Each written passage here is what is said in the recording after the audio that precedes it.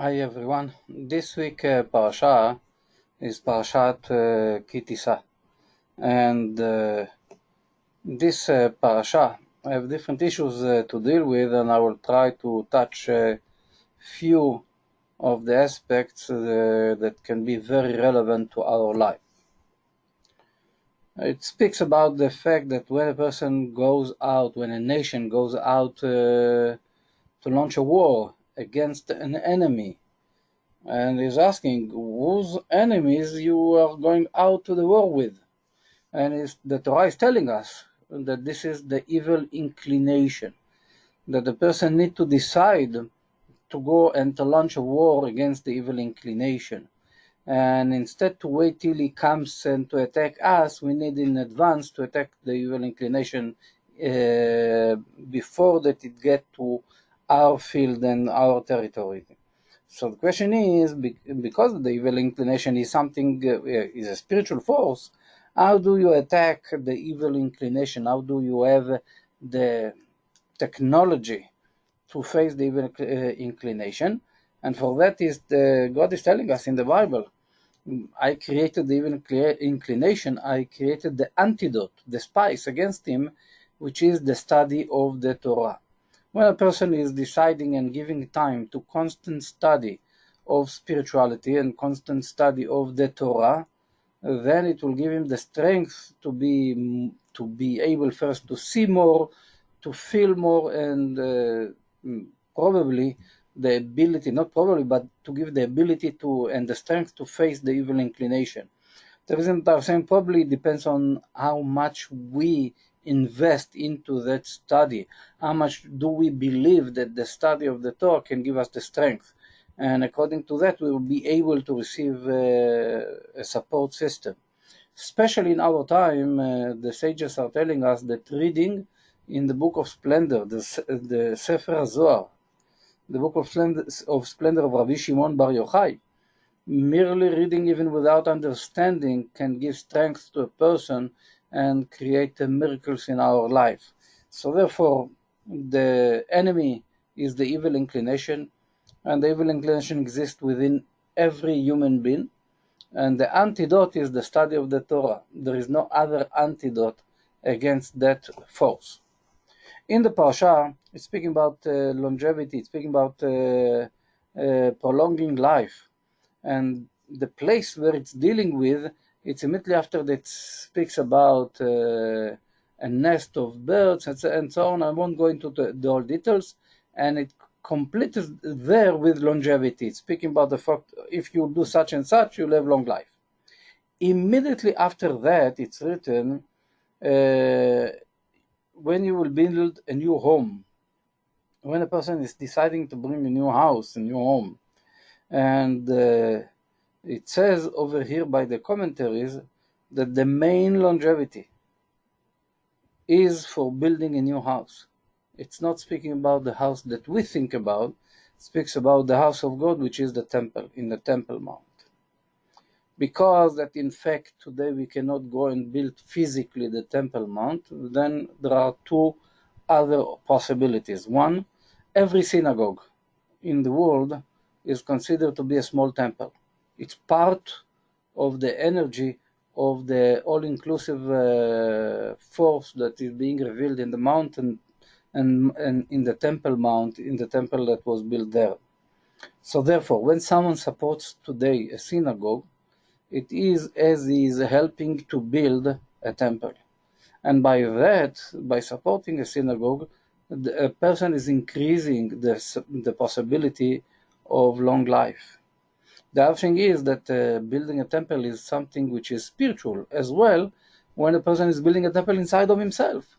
And therefore, when a person is working on building a temple inside, which means that when we study the Torah, and we learned about correcting our attributes and to do good deeds and so on, and we are working on it and we are improving ourselves, it's considered as we are building a temple inside of ourselves. This also helps for longevity when it's done in the proper manner. So it's giving us two advices for longevity by building a temple, internal one and external one. And as I said, the external one is the synagogue. Now,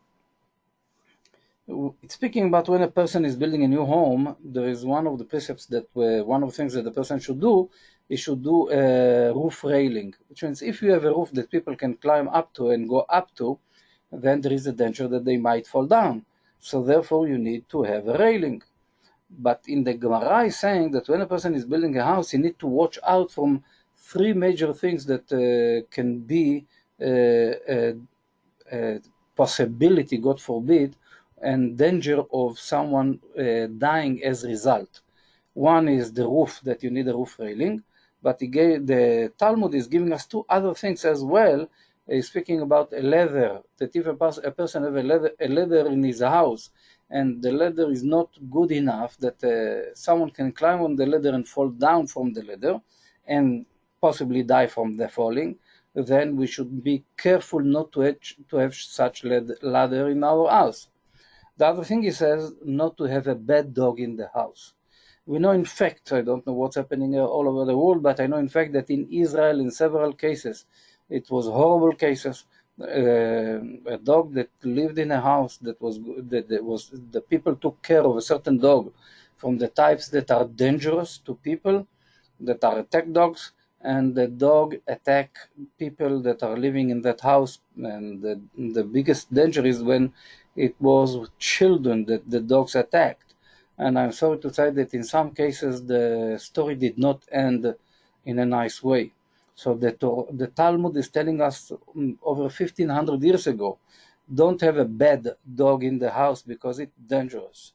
So it's giving us these three things that we need to be careful from while building a new house and having our home.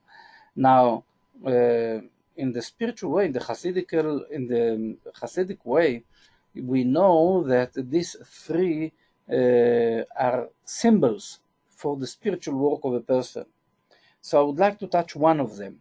When speaking about a bad dog, there is a story that when we've been in Egypt, in the exile of Egypt, on the borders, dogs were like guarding the place. This is what it says over there. And in the night that we left Egypt, in the night of Exodus, it says that the dogs of Egypt did not bark at all when we left Egypt. Why to mention that the dogs did not bark, while in that night so many miracles took place for the people of Israel? Now, the connection to that is associated with the name of a dog in Hebrew. In Hebrew, the name of a dog is Kelev. This is the way that we pronounce it. Kelev, that it means Kelev, as a heart. This is like the dog is considered to be totally heart. This is why it says that dogs can love people even more than people love people sometimes. The dog can love his owner. This is why some people cannot without dogs, because there is a genuine love in the heart of a dog. But this is just a symbol for us to understand that the Kabbalists are telling us that there is a certain negative force with a shell, an evil force that is called Klipat HaKelev, the shell of the dog, which is in the heart of a person, because a dog is as a heart. And when a person have the wrong belief system in the heart, or the person loves something in a wrong way, there is a certain negativity in the heart of the person that controls him. As that we have a leash to a dog and the dog is tied to the leash, the same way we are tied to as a result of the negativity that exists in our heart. And this especially when we have a certain reality that we believe in, and sometimes we can believe, as this is the negative force, can create us to believe in a wrong system. This is why sometimes people believe in something wrong and they follow it all the way. And you're asking how that person cannot see it. The person cannot see it because in his heart he has that type of negativity that is associated with the heart and with the expression a dog in Hebrew, Kelev. Which means the Torah is telling us that if we want to free ourselves from bondage, We need to cleanse our heart from that type of negativity. And when Exodus took place, in that night, that force, there was light that was revealed in that moment that overcome that force in the heart of the people, and to give the people the option to see that there is beyond, that being in Egypt is really slavery. We need to understand that many years the bondage of and the slavery in Egypt took place altogether 210 years. Most of the years we did not feel the slavery, because we were living in an illusion. In our heart, we saw that it's good to live in Egypt. Towards the end, that the yoke and the suffering was enormous, then we started to think that maybe what we feel in our heart is wrong. And then we pray to God to take us out of that bondage. If we are in real slavery, take us out of here. This is when we suffered a lot towards the end of 210 years. Just then we were asking for the help of the light of God. So we need to understand that in our life, many times our wrong perceptions, and especially the belief system that we have in our heart, when we love something totally, the negativity can enter to there, penetrate to there, and through that rule our life. This is why sometimes a person can be inside of a cult, totally loving the target of the cult, that is sometimes very honorable target, and cannot see that he's in bondage, cannot see it.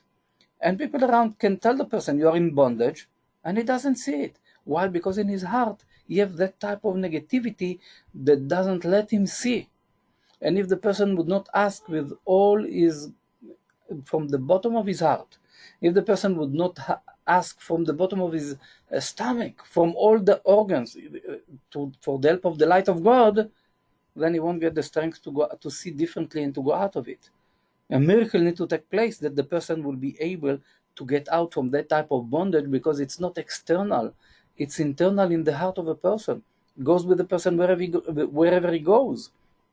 This is the type of bondage that we are in, and this is as a result of the evil inclination that is using his tricks to cause us to believe and to love in a wrong way.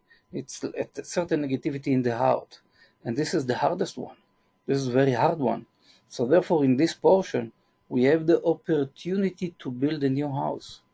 And in a new house, which means if we build ourselves from the beginning, we need to be careful not to have a bad dog inside of our house, which means we need to be careful not to have the wrong belief systems in our heart. This is the meaning of building a new house. Now, what's the connection that suddenly we have this portion this week? Because this is part of the preparation for the new year according to the Jewish calendar. Rosh Hashanah is coming up. And in Rosh Hashanah, we are building a new house. We are rebuilding ourselves from the beginning. It's like a rebirth for the new year. We are building new vessels for the new year. We want new blessing for the new year. So therefore, we need to prepare our house properly. So he's saying, you want to build a new house, you should not have that evil force in your heart. You need to clean your heart from that. So therefore, this is the relationship between this portion of the week to the Rosh Hashanah that is coming up. So therefore, we have another opportunity to rethink our belief systems about everything in life. Whatever we believe, we need to re-question, and we need to ask the light of God truly to help us to get out from bondage into freedom in all areas of life. We need to understand that definitely, at least in certain areas of our life, we are in bondage that we do not see even that we are in bondage. So we need to ask from the bottom of our heart, as a result of what we are learning here, as a result of what the Torah is teaching us here, that we are in bondage, that we have that negative force inside of our lives, and we need to clean ourselves before the new year is coming up. We need to build a new house without those negative forces. So therefore, I wish to all of us that we will have the strength to ask from the bottom of our heart to go out from slavery into redemption this coming new year, God willing, with all the blessings that's possible to receive in this year. And Shabbat Shalom, and